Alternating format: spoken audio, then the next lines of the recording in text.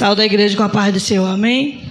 É motivo de alegria estar na casa do Senhor para adorar e glorificar o teu santo nome. Confesso que ainda ando tentando fugir. Quando a irmã Simone me convidou para vir pregar nessa campanha, eu falei: irmã, com tanto vaso cheio, e você quer usar o menorzinho da casa, que está lá no cantinho. Mas papai chamou, eis-me aqui. Que o Senhor venha tomar a direção deste culto e me usar conforme a vontade dele. Irmão, peço que os irmãos abram a Bíblia no livro de Jó. Tem mandar a campanha, Jó 42:10. Quero já agradecer aos pastores pela confiança. A missionária Simone não está presente, né? Mas já justificou a sua ausência. Que Deus venha estar ao seu encontro, abençoando a vida dela. Agradecer a vida do meu esposo, por ser meu parceiro, meu companheiro, meu intercessor. Está abraçando sempre os sonhos do Senhor junto comigo. Agradecer a irmã Leia, que aceitou o convite, está aqui comigo. E a todos, né, que se faz presente neste lugar. A palavra do Senhor diz assim: mudou o Senhor a sorte de Jó, e quando este orava pelos seus amigos, e o Senhor deu-lhe o dobro de tudo o que antes possuíra.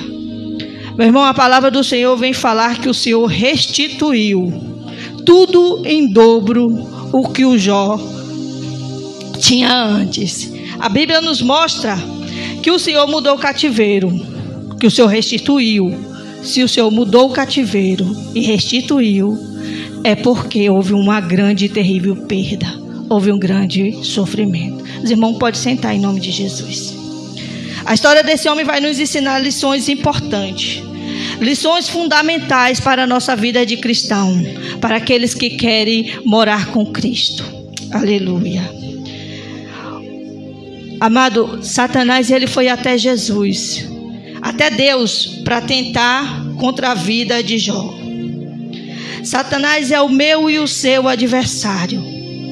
Ele está todo o tempo tentando intentar contra nossas vidas, porque ele é caluniador, ele é mentiroso, ele é astuto, ele é destruidor. E ele veio para matar, roubar e destruir. Ele não tem pena de mim nem de você. Ele foi criado por um outro objetivo, mas pela sua ambição, ele deixou de ter o objetivo qual foi criado. Ele veio a este mundo para destruir as nossas almas, para nos perseguir, para nos caluniar. Em Mateus 4:8 nos mostra que ele é o príncipe desse mundo, porque o mundo jaz do maligno. No livro de Hebreus também está escrito no 2:14 que ele é o autor da morte. Em 2 Coríntios 4:4, ele é o Deus deste século que cega os incrédulos. Quantos estão lá fora que não acreditam que Jesus está voltando? Quantos estão lá fora com seus olhos fechados, que não crê na palavra, que não crê que há salvação, que não há mais jeito para a sua vida? Mas isso tudo é o inimigo que tem feito para cegar, para deixar incrédulos. Aleluia. Em João 8:44, ele é o pai da mentira. Por isso, irmãos, devemos pensar muito antes de tentar se misturar com esse tipo de mentira, ainda que seja pequena ou grande. Para Jesus não há diferença. Mentira é mentira, porque o diabo é o pai da mentira. Em 2 Coríntios 2:11, ele não desiste da nossa alma. Ele está todo o tempo tentando nos tragar, todo o tempo querendo ganhar nossa alma para ele. Em Efésios 6:11, ele é astuto, porque a nossa guerra não é contra a carne nem contra a sangue, é contra principados. Nós temos que estar todo o tempo nos revestindo da armadura de Deus, usando o capacete da salvação, a espada do Espírito Santo, o escudo da fé e o sapato do Evangelho. Precisamos buscar a face do Senhor a todo tempo. Precisamos conhecer a tua palavra, porque a palavra é que nos liberta. A palavra é que abre os nossos olhos para o conhecimento. A palavra diz que conhecereis a verdade e a verdade vos libertará. Aleluia. E 2 Coríntios 11:14, ele se transfigura em anjo de luz. Muitas vezes achamos que temos amigos, temos uma pessoa boazinha, mas na realidade só está se passando por ovelha, mas é lobo. Precisamos ter cuidado. Mas a Bíblia e a palavra vai nos ensinar como desviar desse mal. A palavra vai nos dizer que o inimigo pediu para Deus Jó. Sabe por quê? Porque o inimigo queria parar a adoração de Jó. O inimigo queria tirar a fidelidade de Jó. Mas Jó, ele tinha uma qualidade muito grande, que era amar a Deus. Jó amava muito Deus. E ele sabia disso, porque o inimigo está ao nosso derredor, está com a pranchetinha, e ele sabe o que eu e você fazemos. Ele está procurando um momento de fragilidade minha e sua para ele atacar. Ele não precisa de muito, ele precisa apenas de uma brecha. E ele sabia que Jó era adorador, e ele sabia que Jó tinha fidelidade. Mas mesmo assim ele vai até Deus e pede para que Deus permitisse que ele tocasse. No capítulo 1 vai nos dizer que Jó é um homem muito rico, um homem de posses, um homem que tinha muitos servos, um homem que tinha muitos animais, que tinha plantios. Na terra de Uz ele era o homem mais rico que tinha. Mas ele era adorador. Mas o inimigo achava que ele adorava pelo que ele tinha, não pelo que ele era. E ele vai até Deus, junto com os filhos do Senhor, quando vai encontrar o Senhor. E lá o Senhor diz de onde vem? De rodear a terra, de perambular por elas. Viste o meu servo Jó? Íntegro, reto, temente a Deus e que se desvia do mal.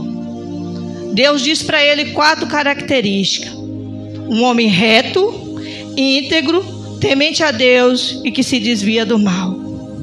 Ser íntegro é ser uma pessoa sincera, é ter uma conduta irrepreensível, honesto, incorruptível. A pessoa que é íntegra, ela não se corrompe, não se corrompe com o mundo aí fora. Uma pessoa íntegra é verdadeira.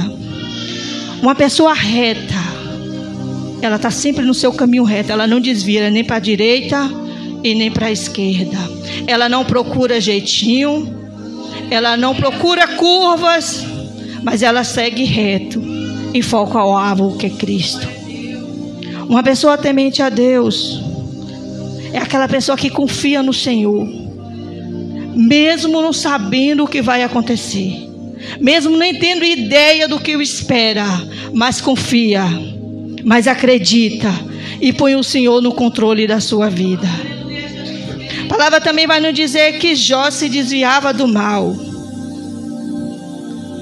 Em todo o tempo Jó se desviava, porque ele está mostrando essa lição para a nossa igreja. Haverá o mal sim se aproximando de mim e de você. Todo o tempo tem o mal. Qual é o mal? Qual é a nossa fraqueza? É os nossos olhos? Precisamos desviar então nossos olhos. Qual é a sua fraqueza? Seu pensamento? Precisamos desligar o nosso pensamento daquilo. Não nos aprofundar naquilo, mas desviar.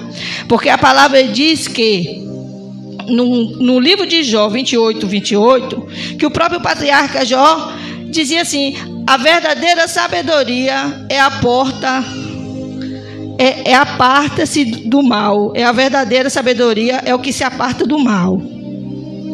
Aleluia. Mas o inimigo, ele não ficou satisfeito. Ele vai até Jesus, mesmo sabendo que era íntegro, reto, temente a Deus e se desviava do mal. Ele disse assim para Deus: como não te adorar, se tudo você dá para ele? Tudo que Jó faz tem abundância. O Senhor prospera e o Senhor coloca sobre ele uma cerca. Em tudo que há nele há uma cerca. Ele está dizendo assim, ó: há uma cerca em mim e em você. Há uma cerca na sua família. Há uma cerca nos seus filhos, porque o Senhor envia anjos para nos guardar. Ao nosso redor existem anjos, mas ao nosso derredor tem os inimigos da nossa alma tentando nos tragar.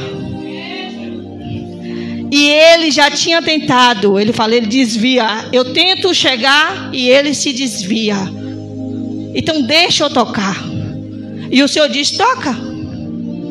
Mas só toca no que é dele e não toca nele. E assim ele se retira da presença e faz. E toca em tudo que Jó tinha. Em 24 horas, Jó era o homem mais rico. Acorda rico. Mas à noite, Jó perdeu tudo. Jó perdeu os seus animais. Jó perdeu o seu plantio. Jó perdeu tudo. E Jó perdeu o que há de mais precioso para ele. Os teus filhos. A palavra diz que Jó tinha 10 filhos, 7 homens e 3 mulheres. E era uma família unida. Porque a palavra testifica que eles faziam banquete e eles se reuniam. Mas o inimigo, ele não quer ver a união da sua família nem da minha. Ele vai tentar destruir. Ele toca e Jó perde. Jó, ele se rasga a cabeça, mas Jó não blasfema. Jó não renuncia à sua fé. Jó não nega a Deus. Jó perdeu o bem mais precioso, que era seus filhos.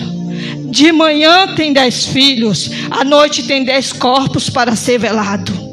O coração desse homem estava despedaçado, porque ele não perdeu seus filhos aos poucos. Ele não perdeu um ano e depois perdeu o outro, ele perdeu todos de vez. O coração desse homem estava sangrando, mas ele ainda adorou a Deus. Ele não negou, mas ele adorou. Ele glorificou o santo nome do Senhor. E isso causou um movimento no inferno tão grande, porque ele jamais imaginaria que Jó adorava a Deus pelo que ele tinha. Naquele momento ele viu que verdadeiramente o caráter de Jó era um caráter de adorador. É um caráter de alguém que ama verdadeiramente. É um caráter de quem confia verdadeiramente. Aleluia. Mas tem uma característica que o inimigo não conhecia em Jó. Era a paciência. Essa característica ele não conhecia, porque Jó foi paciente. Jó esperou a vontade de Deus. Jó esperou a bondade de Deus.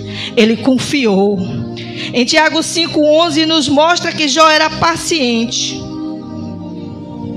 Uma pessoa paciente é alguém que vai estar suportando, que vai esperar a solução dos seus problemas. Em Salmo 40, versículo 1 vai dizer assim: esperei com paciência no Senhor, e Ele se inclinou para mim e ouviu o meu clamor. E Lucas vai dizer que a paciência é a chave da vossa alma. Precisamos ser pacientes, esperar no Senhor, confiar no Senhor, dedicar a nossa vida ao Senhor. Mas o inimigo, irmão, ele não está satisfeito. Ele volta novamente e pede a Deus, dente por dente, pele por pele. Quero ver se ele não te blasfema. Ele não vai estar satisfeito até te destruir por completo, porque essa foi a intenção dele na vida de Jó. E Deus mais uma vez permite. Vai e toca, mas não tira a sua vida. E ele fez justamente como Deus permitiu. Porque ele é obediente? Não. Porque Deus é maior do que ele. Porque toda autoridade é de Deus. Porque Deus é o Criador e ele é apenas criatura. E a criatura obedece o Criador. Aleluia. E ele vai e toca. Ô irmão, Jó passou por tanto sofrimento. Mas tanto sofrimento. Porque a palavra vai nos dizer que Jó nascia tumores. A palavra diz que nasceu tumores na sola do pé ao alto da cabeça. Na sua boca existiam tumores. E eles se explodiam. Minava água, minava pus. e saía um odor horrível. Jó estava morto-vivo. Ele estava podre. Nem a sua mulher suportava estar perto dele, porque já sentia ânsia de vômito. Jó padeceu. Jó padeceu muito. Seus ossos ficaram fracos, porque foi permissão. Seus dentes caíam. Jó já não tinha mais força. Jó não se alimentava. Imagine a condição física daquele homem. À noite ele tinha que se esconder por conta dos animais, para não vir querer comer, porque ele já era uma carniça, ele já fedia. Ele estava podre. Mas ele não nega a sua fé. E ele continua firme. Ele não justificou. Ele não quis saber o que ele fez, o que aconteceu, o que deixou de acontecer. Jó, ele não murmurou, ele não colocou culpa em ninguém. Ele apenas esperou o momento de Deus. Aleluia. Mas os seus amigos soube da notícia de Jó, que Jó se passava, e eles se compadeceram, marcaram e foram ao teu encontro de Jó. De longe avistou. Esse não é o Jó que conhecemos, aquele homem que chegava e todo mundo, recepcionava com alegria.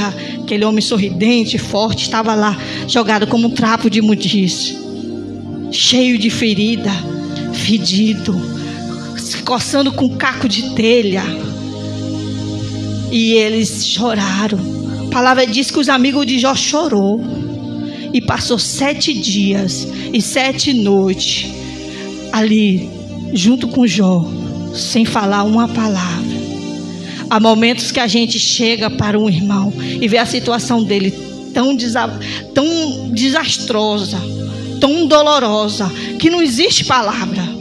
Não tem uma palavra que possamos dizer, mas possamos dar um abraço naquele irmão.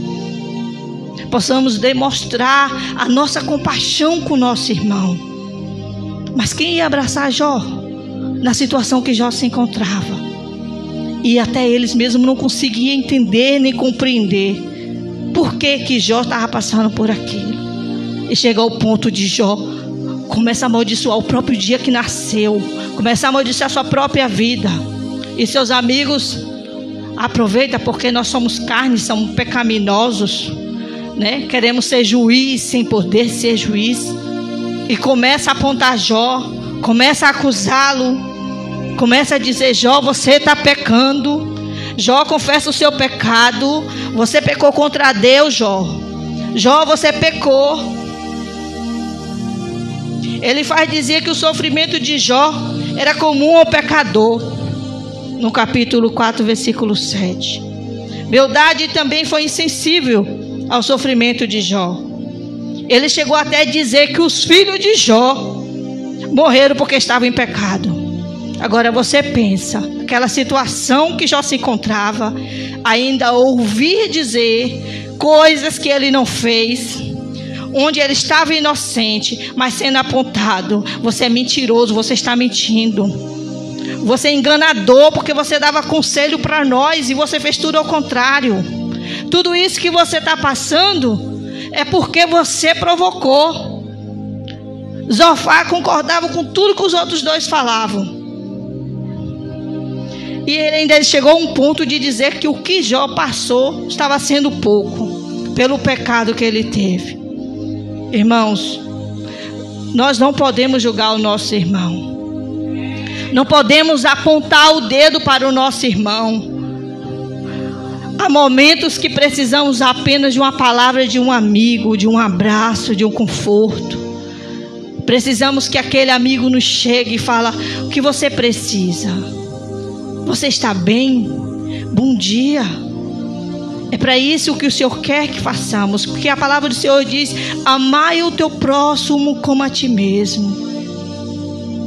E a palavra também vai nos dizer, no Provérbios 17, 7: em todo tempo amo o amigo, e na angústia nasce um irmão.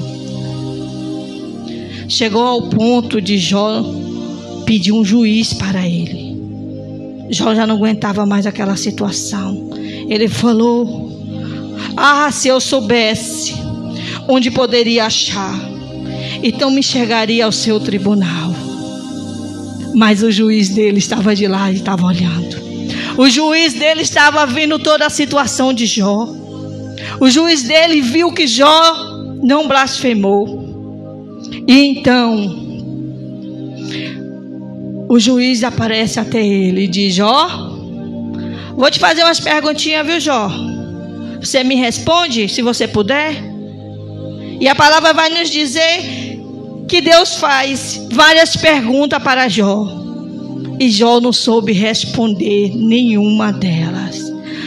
Irmãos, todo o poder, toda a autoridade, toda a ciência está na mão de Deus. Todo o poder e toda a glória é do Senhor. E Ele vai testar a mim e a você, como Ele quiser. O Senhor, Ele não vai testar se Ele não souber que você vai suportar. Ele testou Jó porque Ele testificou Jó. Ele tinha plena certeza de que Jó não negaria. Porque a palavra de Deus diz que Ele conhece o oculto e o profundo. A palavra do Senhor nos diz que Ele nos conhece antes mesmo de nos formar no ventre da nossa mãe. Esse é o Deus que servimos. Esse é o Deus que precisamos confiar, precisamos esperar. Precisamos perguntar a direção do Senhor. E o Senhor vai em encontro de Jó e perdoa as fraquezas de Jó. E também vai ao encontro dos seus amigos e diz: olha, vocês erraram com Jó. Vocês falaram até coisas de mim que eu não falei, que não era verdade. Porque ele usou a própria palavra para condenar Jó. Eles apontaram Jó de uma forma tão grande que a ira do Senhor veio sobre eles. E o Senhor diz: eu posso perdoar. Faça o sacrifício. Traga 7 animais cada um de vocês. Mas eu vou aceitar apenas a oração de Jó. Porque Deus ouve a oração do justo. Quando você começa a orar, meu irmão, o Senhor ouve a sua oração. O Senhor está nos ensinando a buscar a face dEle. Aí orar pelos nossos irmãos, ainda que aquele tenha nos ferido, ainda que aqueles tenham nos magoado, tenha apontado, tenha caluniado, mas o Senhor diz: ore por ele, porque quando você ora, eu restituo tudo. E Jó desceu em oração e obediência, e Jó orava, e as suas lepras iam saindo. Jó orava, os seus tumores iam sendo curados. Jó orava, os seus bens iam sendo restituídos. E Jó orava, e a sua família também foi restituída. Irmão, quando você ora, a lepra sai. Quando você ora, o medo sai. Quando você ora, Deus visita a tua família. Quando você ora, Deus visita teus filhos. Quando você ora, Deus visita os teus projetos. É orar. O Senhor está nos chamando neste momento para orar e confiar no Senhor, porque Ele está no controle de tudo e de todas as coisas. Em Jeremias 29:11 diz assim: porque sou eu que conheço os planos que tenho para vocês, diz o Senhor, plano de fazer prosperar e não de causar dano, plano de dar a vocês esperança e um futuro. Aleluia. Orar é a chave da vitória. Vamos orar. Orar pelo teu irmão, orar pelo teu próximo, orar pelo teu ministério, orar pelos teus pastores, orar pelos teus filhos, orar pelos filhos dos teus amigos, orar pelos filhos, Senhor, da tua vizinhança. O Senhor nos chama a orar. Quando você ora, o Senhor restitui. Quando você ora, o Senhor responde. Aleluia. Até aqui me capacitou o Senhor. Entrego a minha rica oportunidade em nome de Jesus.